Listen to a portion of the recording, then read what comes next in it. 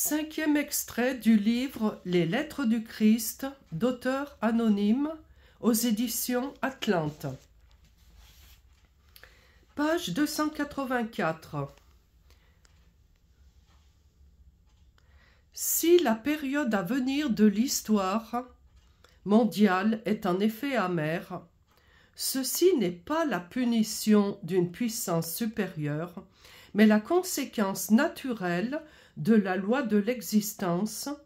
Ce qui réside dans votre esprit et votre cœur finit par s'extérioriser dans votre corps, votre vie et votre environnement.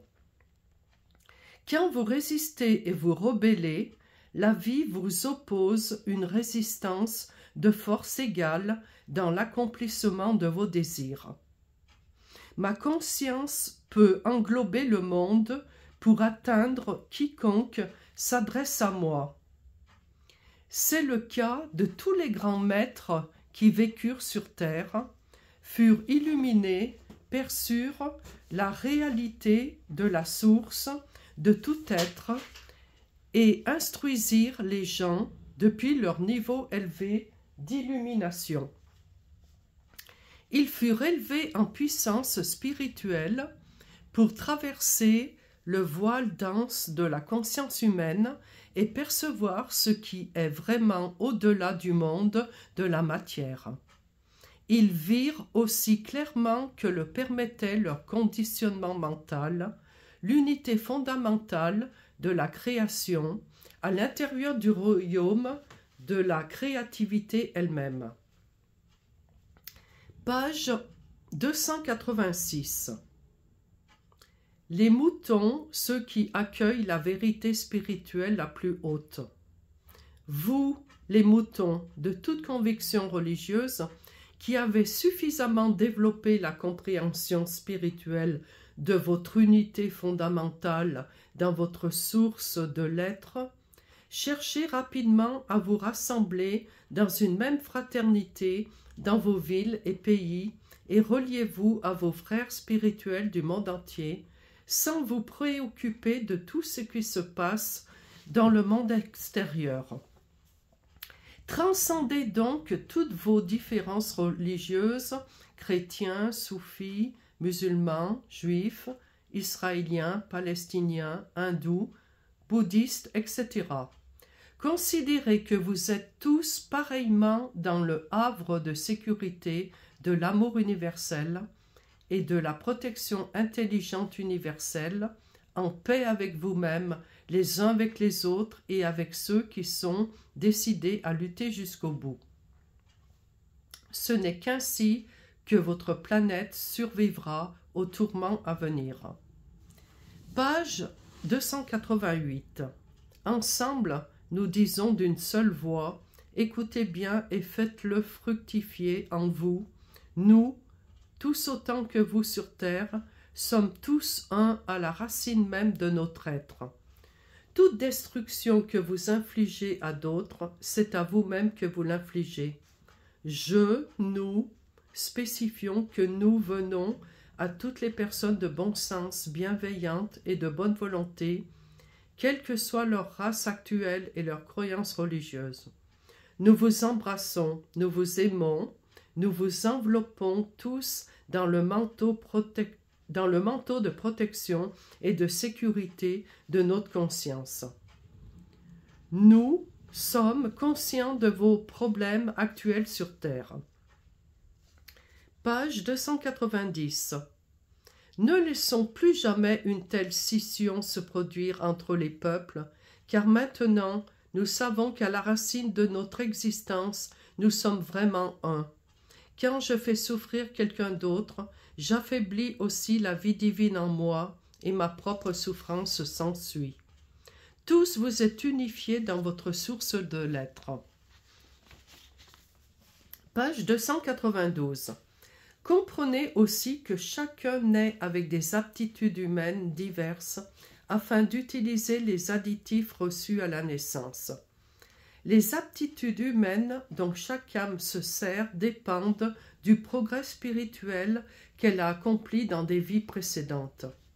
Néanmoins, malgré la façon dont vous avez exploité ou non vos opportunités ou vos malheurs, vous êtes votre être et votre potentiel à tous restent fondamentalement par essence les mêmes. Vous pouvez tous vous élever petit à petit du niveau spirituel de conscience qui est le vôtre aujourd'hui, quel qu'il soit, jusqu'au sommet de conscience divine dans les royaumes célestes. Page 293. La personne détenant la plus haute fonction, celle dont les avis pèsent le plus, celle encore qui répand ses bienfaits autour d'elle, ou encore l'humble manœuvre balayant le sol ou les allées du jardin, tous laissent un vide égal.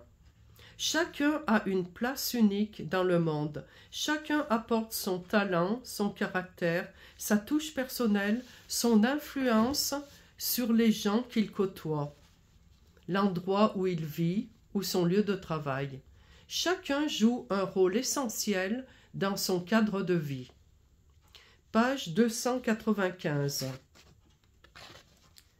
et 296. Les vraies différences résident uniquement en ce que chacun donne de lui-même à tout instant tout au long de la journée. Une personne apporte de la vie à son entourage parce que la nature de la force de vie est amour et service inconditionnel, travail et harmonie, et donne tout ce qui est nécessaire pour combler les besoins d'autrui. Faites donc en sorte que votre force de vie consacrée soit dépensée sous la forme la plus haute. Offrez aux patients une sollicitude empressée, un sourire chaleureux, tendez-lui le thé avec bienveillance, bonne volonté et le désir de le voir guérir. Ainsi, un porteur de thé peut devenir un agent rayonnant de guérison et d'élévation. Plus le porteur de thé fera silencieusement appel à un influx de conscience divine dans sa propre conscience, plus grande et plus pénétrante sera la force de vie qu'il transmettra au patient. Le malade peut ne pas être conscient de ce qui se passe, mais dans une salle pleine, les malades servis par un tel porteur de thé ou aide-soignant se remettront plus vite que ceux à qui l'on a donné leur thé sans un regard, sans un mot, sans une pensée bienveillante. Non, tout travail, tout moment peut être sacré et beau. Il rayonnera de l'influx de force de vie, de la conscience divine, qui élève et guérit la personne elle-même, ainsi que d'autres, si cette dernière comprend qu'elle est un canal de la conscience divine qui est guérison, protection, assouvissement de tous les besoins d'un être. Toute personne qui a conscience que ses yeux rayonnent une force de vie puissante vers ceux qu'elle regarde, sait que son regard, ce regard pénétrant, ce regard appuyé et souriant, est bénéfique pour celui qui le reçoit. Car tout ce que nous, oui, vous et moi, le Christ, pensons et faisons est un acte de conscience, et la conscience est force de la vie. Grâce à l'activité de notre esprit, la vôtre et la mienne, nous donnons à notre conscience, à notre force de vie, des formes différentes qui béniront ou maudiront l'environnement. Page 297. Prenez garde à ce que vous remettez à d'autres. Assurez-vous que vous aimeriez recevoir la même chose. Un verre d'eau tendu à quelqu'un avec amour peut bénir et élever cette personne ou, s'il est donné avec de mauvais sentiments, faire que le destinataire se sente petit et insignifiant, un peu plus faible et déprimé. Avez-vous compris ce qui est vraiment important dans la vie? Vous êtes-vous fixé un plan spirituel, un but spirituel à atteindre avant de passer dans la belle dimension suivante? Serez-vous suffisamment purifié et engagé dans l'amour inconditionnel pour accéder au niveau supérieur de conscience spirituelle, ou vos buts resteront-ils ceux de votre plan terrestre?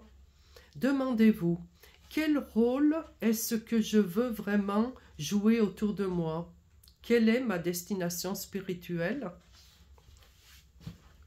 Page 298.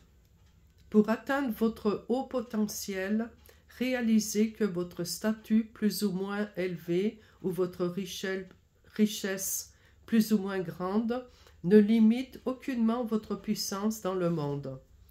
Vos seules limites sont vos attitudes et les pensées résultant de vos attitudes, qu'elles proviennent de l'esprit d'un roi, d'un premier ministre, d'un général, d'un humble serviteur, d'un soldat. La force de vie émise est la même.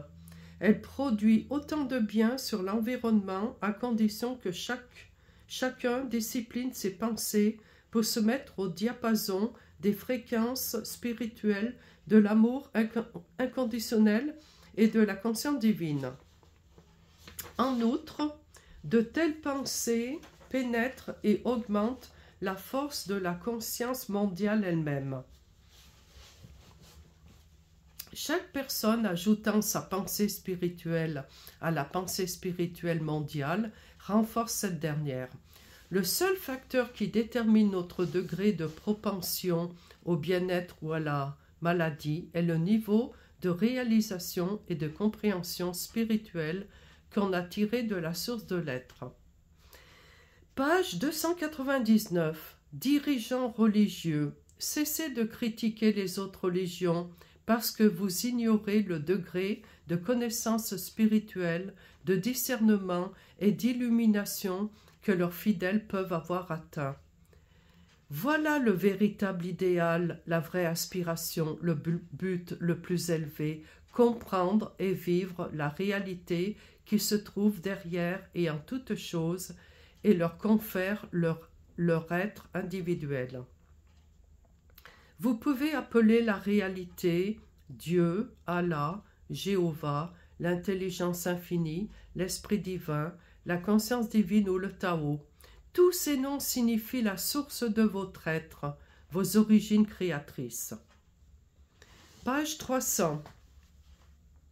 Tous les maîtres ont partagé la même vision. Ils ont été hautement respectés, mais rares sont les disciples qui ont compris leur enseignement.